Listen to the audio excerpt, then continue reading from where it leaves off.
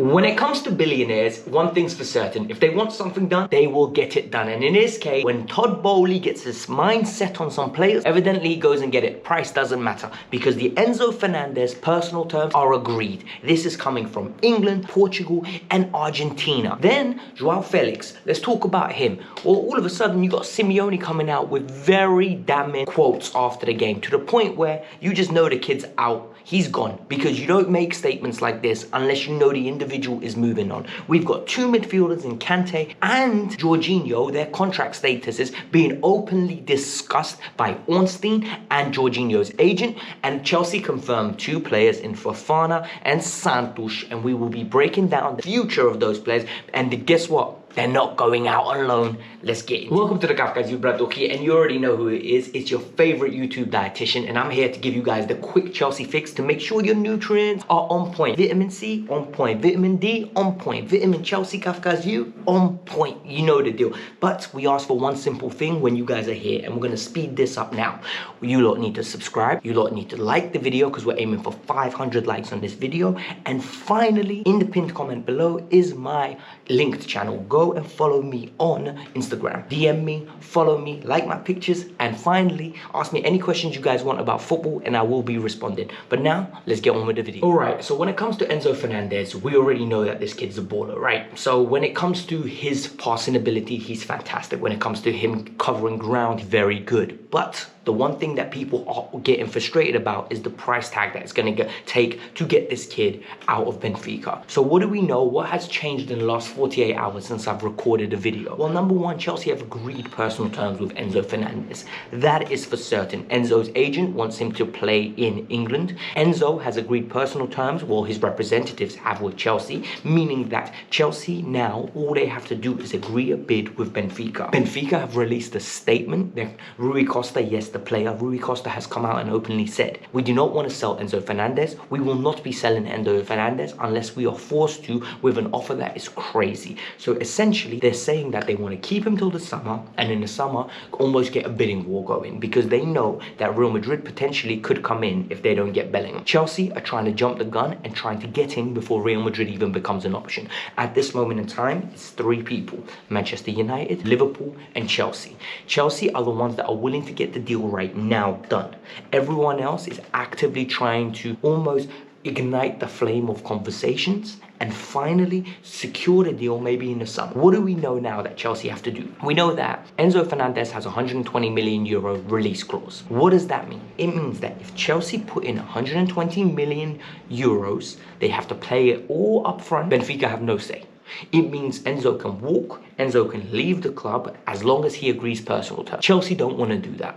Look guys, the reason Chelsea don't want to pay that kind of money and are willing to pay more in 130, it's to make sure that the payments are in increments. They want to spread it for the life of the contract. So if the player is 6 years at the club, they want to divide the number by 6 and pay it every year, or maybe stagger the payments. So some payments are higher than others. It's to make sure that they're financially secure in the sense that if financial fair play comes to bite them, it's not because of this deal. This is good. Now reports in Portugal are coming out as of this morning, as of the 30th of December 2022, that there's an expectation that he's going to leave. Chelsea are very, very prone to go after this player.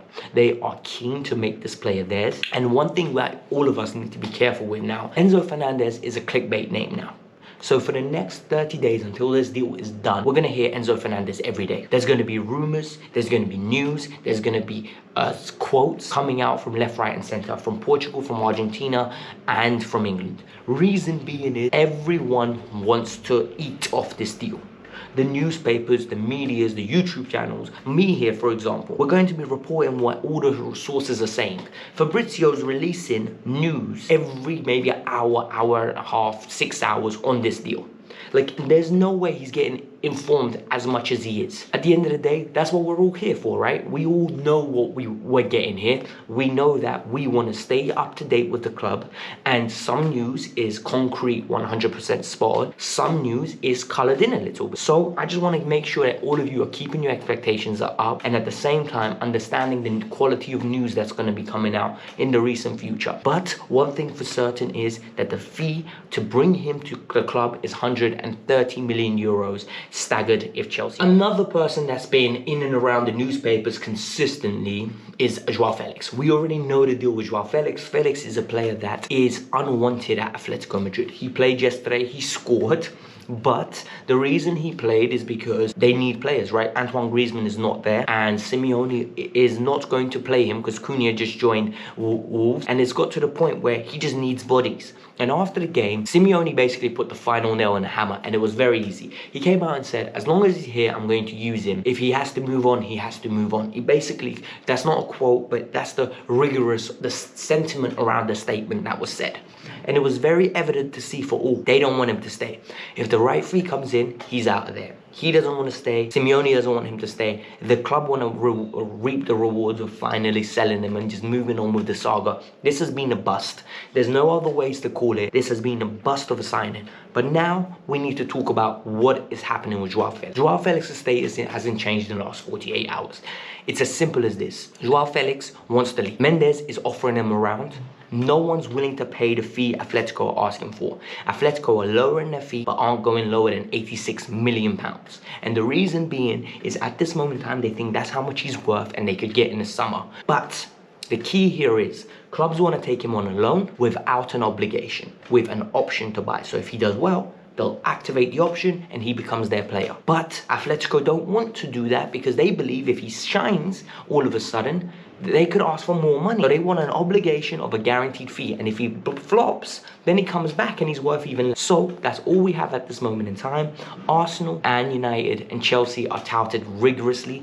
PSG have been touted, but I don't see it happening. But that thing came out with really good, interesting information yesterday regarding N'Golo Kante, and this was very promising. It was something that I was very excited about because when it comes to N'Golo Kante, I've always said NG is phenomenal, right? If you put a DM next to NG and all of a sudden give him an Enzo Fernandez who can actually take attack of the ball up the pitch and take long shots and be the creative force in the midfield three, NG's phenomenal, right? So NG now is discussing a deal with Chelsea to re-sign. He's a free agent in the summer. David Ornstein said there were very good talks held. Recently, news has come out that Barcelona were interested in him, that PSG potentially were going to inquire about him. Given his injury record, I understand the reservations that people have. However, I do think we need to respect the fact that number one, he's a legend of the club. Number two, his injuries are purely down to Chelsea's mistreatment of him. Chelsea have been playing in them rigorously.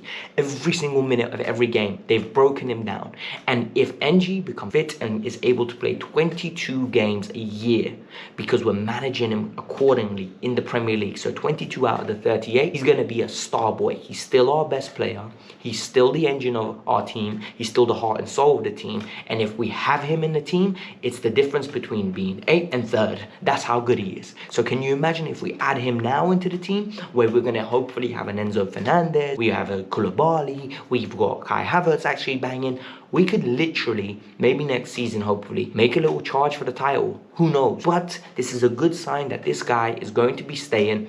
Ornstein said it's very promising and it's something that we should keep. One person that it doesn't look promising for at this moment in time is Mr. Jorginho. And the reason it doesn't look promising for Jorginho is actually very simple when you think about it, right? Jorginho is a free agent this summer. His agent has come out and said Chelsea have tabled an offer, but the offer is not satisfactory based on the fact that they have not signed it. So the table offer is still there. They're still exploring it. He also said that Napoli is a special club and that they would consider a move back to Napoli when Napoli can't match the valuation that Jorginho is asking for his final deal. So that almost rules it out of the question. There have been rumours around England coming out that the one and only Newcastle will be looking at Jorginho because they love the profile of the player. However, reports from the Northeast have come out to dismantle this by saying he's a very good player, he's got great technical ability, great leadership characteristics, but the mobility is not what they're looking for. They want a little bit more legs, and in the long term, they want a long-term solution rather than a short-term fix in Jorginho. This is very interesting because I actually believe one of Kante or Jorginho will be leaving, hence the reason we're going so rigorously after an Enzo Fernandez, almost to rejuvenate the midfield. And I think this is the right thing to do. I personally will keep N'Golo and get rid of Jorginho, even though I do think Jorginho is a very good player, and if we get him on the right deal, could be one that we should keep, in my opinion. But this is my opinion. I want to hear yours. And now let's get into the two signings that are finally confirmed and are going to be Chelsea. Chelsea have finally confirmed 2 players. Number one, the first one we've officially confirmed now is Fofana. Fofana from Molde has been very, very highly touted by the rest of Europe apparently. It's a player that I haven't heard of until we literally broke the news with Fabrizio Romano with the Here We Go. I did some research into him, I saw some statistics, I saw some clips. Kid looks very talented. I can't sit here and tell you I've seen so much of him to the point where I'm going to break down his game into little minute details. I really can't do that. But one thing I can tell you is his stats are better than Haaland's when Haaland was at Molde. His stats are literally unbelievable. He's an Ivory Coast international. He's a player that's 19 years old, and apparently he was a football club, Chelsea Football Club fan, which is always good. It always gives me a little bit of a passion merchant stigma, or oh my god, this is actually good. This guy wants to play for the badge. He wants to run around. So he's gonna come in and he's gonna be the Broja replacement. We're gonna look at him throughout January, and then we're gonna decide whether we loan him out or not.